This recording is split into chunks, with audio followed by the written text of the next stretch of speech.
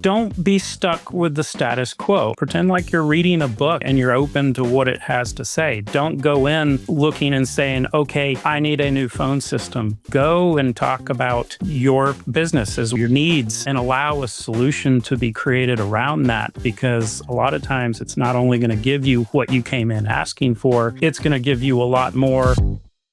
Technology has transformed how we live, work, and connect.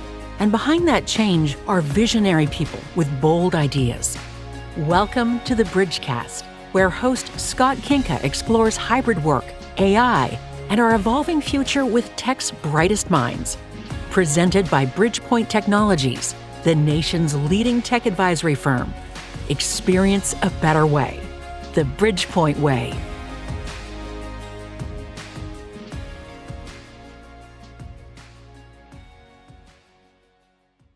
Hey, everybody out there. After being live for the last couple episodes at Bridgepointe Tech Summit 2025 in Miami, we are finally back in studio for this episode. And I'm joined by Shane Cleckler, who's the Director of Sales Engineering, and my good friend Jeff Martis, Senior Director of Product Management at Sangoma. How are you guys today? Great. Doing well. Fantastic.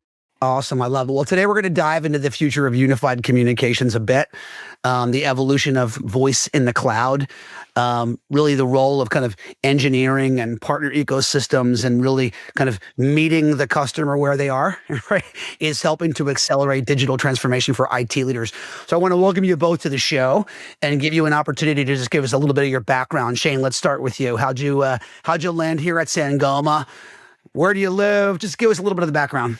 Fantastic. Thanks for having us. I'm from the Dallas area, down in Texas, so loved when you said y'all earlier. I have been in this space for since I like to say the very beginning, back the end of the 90s, the beginning of 2000. I like to joke and say I've been in VoIP since the very beginning when people didn't know how to spell it. So, and you know, relationships, as you know, it's all about relationships. And partner that I worked with very closely snagged me at one point, and that's how I work at Sangoma now. I love that. I love that. Jeff, how about you? Wow. Well, firstly, thanks for having us here. I will say that I have probably been in telecom for as long as when this was on the top and my chin was actually bald. It's been about closer to 25 years now. And Scott, you know, I don't know if a lot of people know this, but we've had the pleasure of working together 20 years ago. I think we were both like 19 at the time. You know, that's where I'm going with. And yeah, I mean, I've been in telco for some time, and it's a fascinating field. And you know, here we are. As much as things have changed, everything is exactly the same. Got it. Where are we speaking to you from right now? Thank you. Representing Pennsylvania, actually, right out of Philly. So speaking of that, here we are talking about remote work. I mean, the last couple episodes has been quite a bit of conversation about that. Again, we were super AI centric there for a while. And now, you know, as we're getting towards the end of the year and we're seeing layoffs and we're seeing return to office and then return to office slow. And then you guys are talking to customers all day. So let's just, you know, we could do it in the vein of unified communications, but let's just talk about it from an overall trend perspective. Like, what are you guys seeing in remote, like in the category of remote and hybrid work? What are your customers asking you to help them accomplish? What I say offhand is they want everything quick and easy, and in every part of their communication, they want it together, from the voice to the video, SMS, faxing, file sharing, anything that they want it in one application. And on top of that, they want it customizable. They want to make it their own. Did the pandemic make us all snobs? Like, and I mean, from buying to application expectations to all of that. I mean, is that we have to have one app to rule them all now? Absolutely. The you know, back in the pandemic, we already provided a lot of that. Sangoma, we already provided a lot of that functionality. A lot of people weren't using it, and it was funny. They called and were like, "Hey, you know, we have remote workers now. What do we do?" And they're like, "Well, you already have it. You just need to start using it." That really really caused it all to happen. And then once they started doing it, that's when you get into the, okay, I want this, I want this, I want this, and I want it all, and I want it to be just like I want it to be. And look, so Jeff, you and I were working together during the beginning of the pandemic, and we're like, we're going to have to send out email education to our customers. Like, all you have to do to survive the pandemic is learn how to use what you already bought. Flip a switch, right? It was as simple as that. And I mean, look, just to kind of build on what Shane had mentioned as well, I want to take this opportunity to just kind of frame everything. Like, I don't know how many of your viewers are even familiar with Sangoma. I mean, we've been around for about 40 years now, and what primarily started as a hardware company, right? We got into that UC space, we got into that collaboration space, and we're in the carrier space, and basically there's a laundry list of products and services that we offer. But getting back to your question, what are we seeing? It's interesting because the types of people that we've dealt with in the past 5-6 years since the pandemic has been so completely varied, right? Like, we've been dealing with larger dealer type partners or vendors. We've been dealing with like little mom and pop type bakeries and smaller businesses. And then we've been dealing with like hospitals and schools. So everyone had a slightly different take on the pandemic. So while you had a lot of the folks who were in like a more commercial or a more, how would you say, business oriented, being able to pick up and take and kind of take the whole remote hybrid worker in their stride, we also had a bunch of restaurants. You're not going to do hybrid, and you're not going to do remote with restaurants. You still need the cooks coming in there. You still need them banging pots and making sauces and stuff. And I mean, it was hard. A lot of the schools, they took it into their stride, and they were like, "Look, we can teach remotely. We can figure things out." You had retail, which is a huge part of our business. We had a lot of manufacturing that still needed to exist, and then obviously we had our frontline workers, right? So those guys had to show up day in, day out. Your personal gear, your personal protective gear, they'd wrap it on 2 or 3 times and be like, "All right, here we are. Let's go." I mean, is that where you guys leaned in? Let's say this in the nicest way possible. You guys have been around for 40 years. Comms is a crowded space. Like, what's the differentiator now? And if we take this experience we're talking about, exactly where you were going in some of the industries where you guys focus, is that where you guys have leaned in to differentiate? Absolutely. I'll tell you, look, from a product perspective, here's our key differentiator. Now, this is my 2-second or 5-second elevator pitch, right? Like, I'm going through 3 floors. I got one thing to tell you. This is what I'm going to tell you. The way I feel that Sangoma has really differentiated itself is the whole concept of a cloud, a hybrid, and an on-prem. There are not too many providers out there who basically cater right across the gamut, right? We've worked with cloud providers. They're a dime a dozen. There's a bunch that come up. Some are great, some not so reliable. We've worked with on-prem, right? Some of them decided to get out of the on-prem market entirely. Some have stuck around. Some have kind of been like half and half. We also have that hybrid, and I feel like that has been absolutely phenomenal when it comes to being able to meet the customer where they are, right? We talked about that earlier as well. They start out cloud. They think, hey, look, we don't need any customization. We don't need anything fancy. They move into hybrid, and they're like, you know what? We need something that's completely ours. We need our own little playground. And then we push them over to Prem and be like, hopefully this works for you. It's funny you mentioned some of the people, some of your competitors, because I think in many ways, hybrid isn't a destination for many of them. They've basically picked up premise and said, I'm going to go cloud, and sort of the hybrid model is the thing that they're trying to just stop investing in. It sounds like you guys have landed there. Absolutely. And again, look, from a product perspective, right? Because I'm representing the UCaaS platform, well, all of our UCaaS platforms, and our UCaaS as a product and a service. And I got to tell you, there are so many folks who thought that hybrid was exactly that. They thought it was a straddling point. They're like, no, well, you got to go cloud or you got to go prem, and hybrid's just your stopgap measure. Absolutely not. I mean, this is proven for multiple years now. Hybrid is exactly one of the flavors that people live for. They die for. They swear by it. You have site survivability. You have that control. You have that flexibility.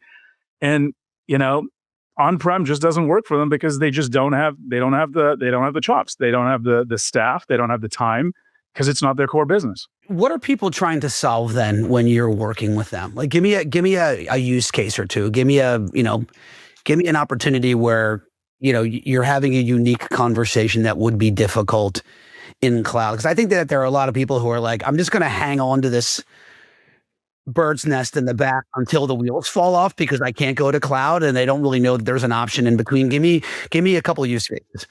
Well, I think the key that I was going to say, backing up what Jeff said, is remote survivability. I think there's an education piece to it. Cloud has been pushed for a while now, and all these benefits of cloud, which there definitely are a lot of benefits, but without knowing all the pieces and parts of that, they come say, I want cloud now. And then you educate them and they realize, well, you're missing some pieces that are critical to you in some spaces, like the remote survivability. You can't be down. So how do you take care of that? And one of the ways to take care of that is with the hybrid model. You get the best of both worlds. You get all the benefits of cloud, but you still have something on-prem that allows you to, in multiple ways, solve for the remote survivability, as well as provide even some other features that you can tend to get in the prem world and not get there. So a lot of it revolves around remote survivability, but there's some as well. Let's unpack that for a minute. Let's have some fun. If I'm on the other end of the table, I go, I'll just build a redundant internet network. I'm good. Why would I need local survivability? Let's do it. Fight me. What do we got? Redundant internet. Okay. That allows for that.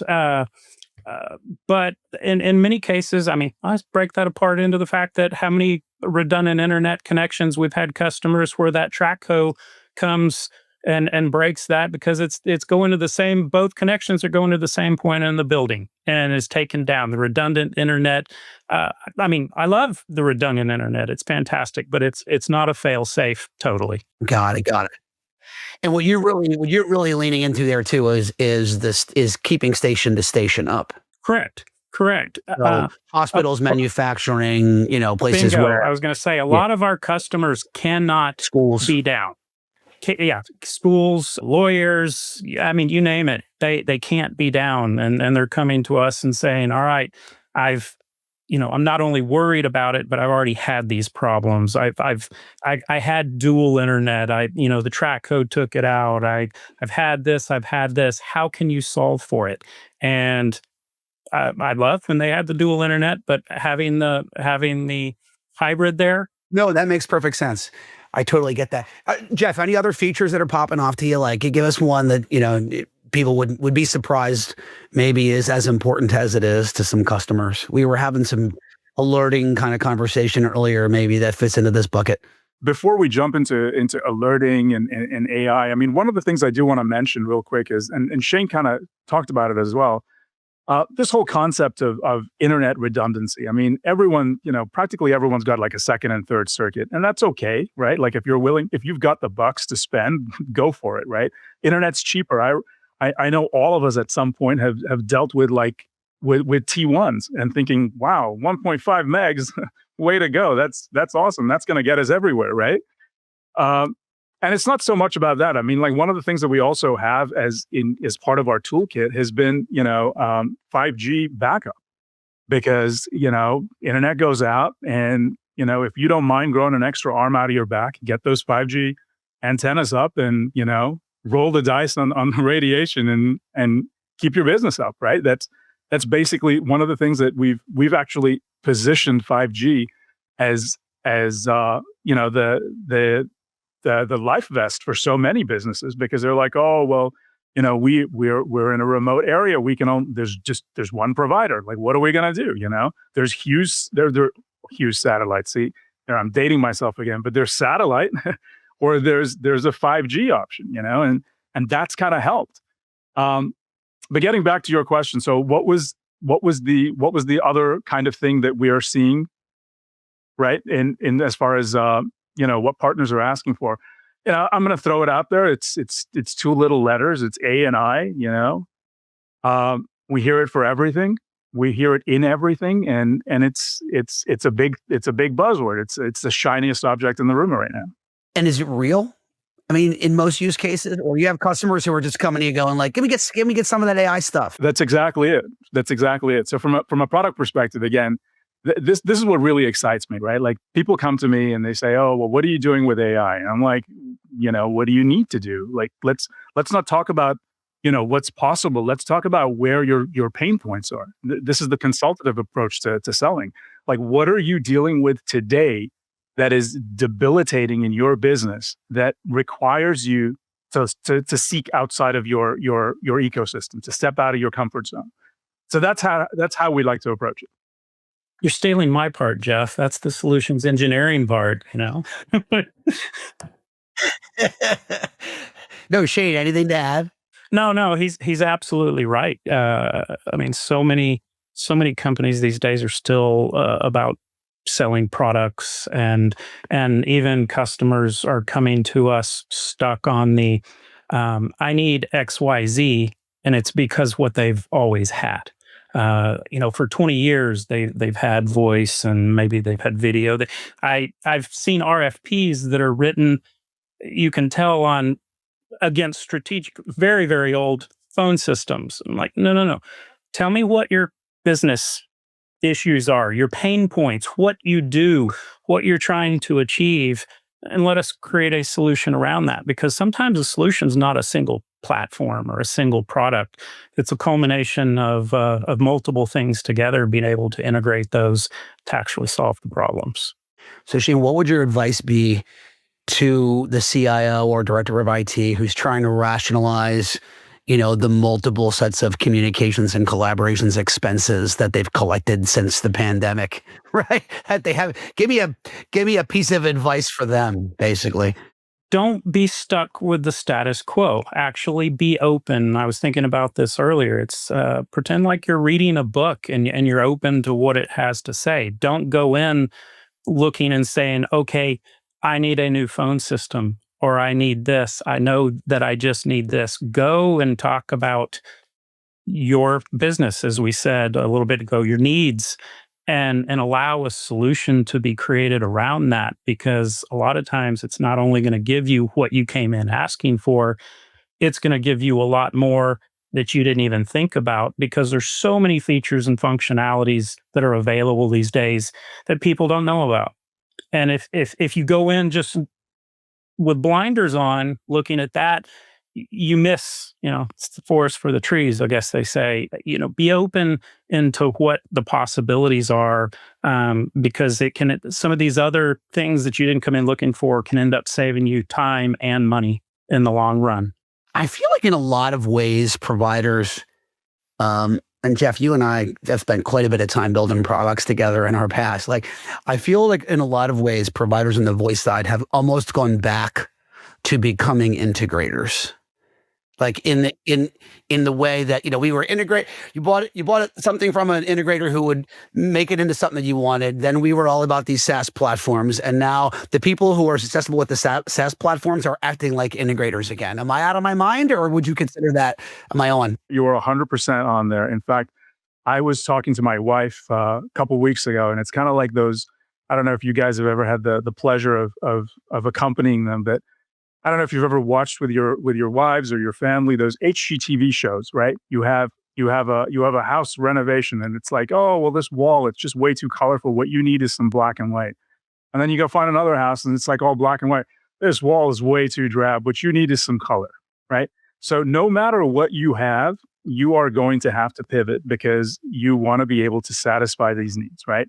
So I feel like that's exactly what the market has been like as well in the UC world. You've had the bundled offerings, you've had the a la carte offerings, and then we've done a complete 180 and we're back to the bundled offerings, It's very difficult. I feel like it's very cyclical. And the one thing that's remained constant in all of this is the uncertainty, if that makes any sense. No, it makes perfect sense. But going back to that uncertainty, that's the consumer standpoint. From our standpoint, the one thing that we're trying to keep consistent is our ability to provide solutions. We're not providing products. We're not providing, little widgets and saying, hey, here's your deliverable. I mean, we've we've spoken to customers who have been on a particular system, they've had issues, and we've been like, well, guys, what are you trying to solve here, right? And when we start getting into the crux of it, we find out, oh well, they have all these crazy whitelists, all these firewall whitelisting problems. They have some conflicts here. Basically, just needed to get a better IT staff. And as soon as they did, they were like, you know what? We don't have any problems anymore. Thank you so much, guys. As soon as our contract expires here, we're going to come over to you guys. And you know what? I'm good with that. I'm not trying to force people out of their comfort zone. I just want them to think about what is it you're trying to achieve, guys. Don't get on this train of, oh, we got to have the latest, we got to have the greatest. We're going to follow the market. No, what are you guys trying to achieve? Because that's what we're here to help you realize. I love that. I'm going to ask a quick one, and then we're going to get into some fun, if that's okay. You mentioned how long Sangoma's been around, and it's been through iterations and multiple acquisitions of companies, and it's kind of, a blended portfolio, I would say, almost of intellectual property that's come out over these 40 years. But it's also a company that probably a lot of our listeners haven't heard of. You guys are really partner first from a focus perspective. At least that's probably would be my understanding of why perhaps not as well known maybe as a brand name. Tell me why that is. Like why is that a decision for you guys, and how is it important to your distribution and success strategy? So I think that you've heard the whole adage about one throat to choke, right? And I think you even talked about it earlier. You have a lot of companies who are just looking for that single vendor. I like to think of it as like one hand to shake, right? Makes a little bit more sense. It's a little bit more positive. Try and tell my kids not to be so violent, so that don't be out there choking throats. But we are really off that mindset where we believe that if we are going to be talking to a customer or a partner, and we're trying to position ourselves as a reliable vendor, then we need to be able to prove to the partner, first of all, that we can work on relationships, right?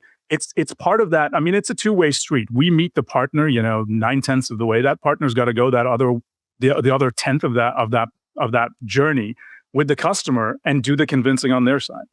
So we have always found that working with partners, we have a very good working relationship. We provide, the right tools, the right support, the right billing options, and we typically.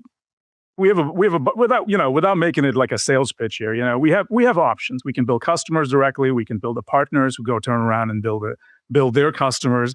But it's really always been about the partner first mentality, because that's really who we're catering our businesses and services to.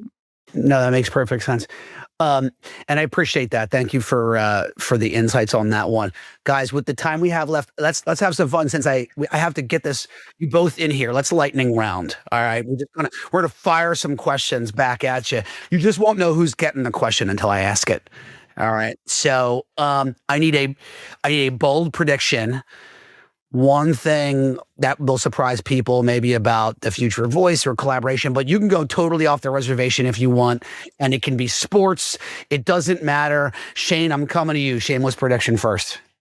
Bold prediction. UC is going to turn into something different. The definition isn't what it is now. It's not just voice and video and fax, everything that you've talked about. It's now going to be every other part of your business all working together: digital signage, notifications, video surveillance, access control, environmental sensors, other things like that. Stuff that you're already using, but you'd never thought about it in ways of, if it's all integrated together, what the possibilities there are. And we're already into that and doing that and can provide that. And it's just really exciting where things are going there, and what people are just starting to see. And wow, I've never thought about putting all that together. So in short, again, it's a redefining UC. UC is going to annex some other domains and bring that into the fold. All right, I like it. Martis, I'm coming at you. Most contrarian opinion about unified communications, future of work, any of that. Be controversial for us. All right, I'll talk about let me bring up the collaboration tool, right? We're always talking about everyone's got their own collaboration tool. Everyone's got hey, we can make, we got our secret sauce. We can make things easier for you. I personally, I think we need to go the opposite direction. I think we need to make things easier for people, right? You look at collaboration tools today. They're like, oh, boasting 50 features. That's 45 more features that I'm ever going to use, right? I mean, I want something that I can just log into, I can chat, I can make a call, and I can move on with my life. I don't need to be able to change a shade and drop it down by a couple of hex code values. I want something that's simple. I think that's really where we need to be. We need to make things simpler for people to be able to consume it with less regret and less doubt. That's where I think we need to be. I love that. All right. It's the end of the world, and one app is still working on your phone. You have to tell me which one it is and why did you choose it? Shane, your turn. I'm not sure if you call it an app or not, but I'm still a voice versus a text guy. I'm into talking to people directly. I don't like to just text. Text can be misinterpreted very, very easily. I'm all for either voice or video. To me, that's the same thing. I'd rather call you up, have a conversation, get it over with. All right, Jeff, I need your answer. End of the world. One app, I'd say YouTube. Do you know how many cat videos I have not seen yet? I mean, it's crazy. There are so many out there. I mean, look at it. People have self-taught through YouTube. YT all the way. I mean, listen, it's a good resource, particularly if you're the only person alive still. Yeah. Who's going to tell me to get off? You'll be able to look up a video on how to do everything that you need to do to make that happen. All right. Jeff, what's on your nightstand? What are you reading? Oh my gosh. So we have 3 kids. Sports season. It is hotel rooms, booking flights, booking everything. So I got a stack of papers there. My wife has been like bumping me over the head and been like, we need to book these hotels. From an adult, every time I'm not parenting, from an adulting standpoint, I'm reading Culture Code by Daniel Coyle. It's an older book. I've been meaning to get around to it. Start a couple chapters. I think it's great. It's very relevant to me in many aspects of my life. So strongly recommend. All right, Shane, you have a tome you're in process on? I guess 2 books on my nightstand right now. One's professional, one's personal. Professional, it's The 5 Dysfunctions of a Team. My boss, Susan Leverett, our channel chief, gave that to me, and I'm in the middle of that. From a personal level, the Balloon Flying Handbook. I am studying to become a hot air balloon pilot. That's a whole episode in and of itself, Shane. I know we don't have time for, we're going to get there. All right. Now, oh my God, I love that. That's something I can tell you I have not heard on the show. And this has got to be damn near episode 100. And I mean that for real. That's amazing. All right. Shane, I'm going to stick with you. I need a tool, workflow, framework, something you use every day that makes you better at your job. Give us something that's indispensable to you that maybe one of our listeners can take and put into their... I don't know. This sounds cliche, but for me personally, and it's not because everybody else is doing it, but some of the AI tools like ChatGPT. Sometimes I get in my head too much and taking too long to write something, and sometimes that can help speed me up and just make it a little quicker. I don't use it to necessarily do it all for me. What's your tool of choice then? Is it ChatGPT? At the moment, it's ChatGPT. There's some others that I like as well, but just my go-to really, really quickly is that. Yes. Jeff, which one's your go-to AI? It's not go-to AI, actually. This is from our days too. I'm a little bit more old school. My notepad, that's my tool of choice. I tell you, there is nothing more satisfying than there you go. Checking it off. Exactly. All right. I do still have it. Mine's on the iPad. That's electronic. Notes, that doesn't count. Right? It's still written. Jira. Exactly. Right there. It's still written form. It's still written form. When my form. buddy Moses and I came down that mountain, oh man, you should have seen the looks on those faces. Oh my God, that's funny. Jeff and I worked together quite a long time ago, and it wasn't really even that long ago, but we were in product development together, and we had these frameworks for product rollouts, and it was like 897 things you had to tick off, and it was all in Jira. I love it. All right. Last one, guys. Shane, I'm coming to you. Final leadership advice, just one sentence. Adopt servant leadership means that you stop chasing authority and start earning it by putting your people's success ahead of your own ego. Definitely not perfect at it, but it's something I'm striving towards every day. I love that. Jeff? Gosh, I'd say focus on outcomes. I think everything else just kind of falls in place. If you know where you want to be, you figure out how to get there. I think it's been something that I've lived by for a long time, and I think it certainly helps. That's amazing. And you know what, Shane, it's great to get to know you a little bit better. I've known this guy for quite a long time, so it's good reconnecting with you, Jeff, as well. This was super fun. For anybody that wants to learn a little bit more about Sangoma, website, best way to do it? Sangoma.com, or reach out to one of the salespeople or sales engineer. Got it. And you guys can both be found on LinkedIn easily enough if somebody wants to get a hold of you. Absolutely. Well, fantastic. I appreciate it, guys. This was fun. It's like putting an old sweater on, chatting about UC for me. There's nothing like being called an old sweater. Oh. I love it. Well, guys, this was amazing. And I'm glad that everybody got to hear our conversation. And we're thrilled that you stayed with us at home or on the treadmill or in the car, wherever you are. That's going to do it for this episode of the Bridgecast. If today's conversation gave you something to think about, please hit subscribe, smash that subscribe button, leave us a review, share it with your team. We love to be the topic of your Monday morning tech meeting.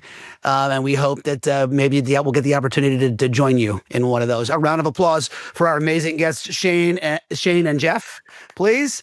And we will see you soon on another episode of the Bridgecast. Thanks. Thanks, everyone.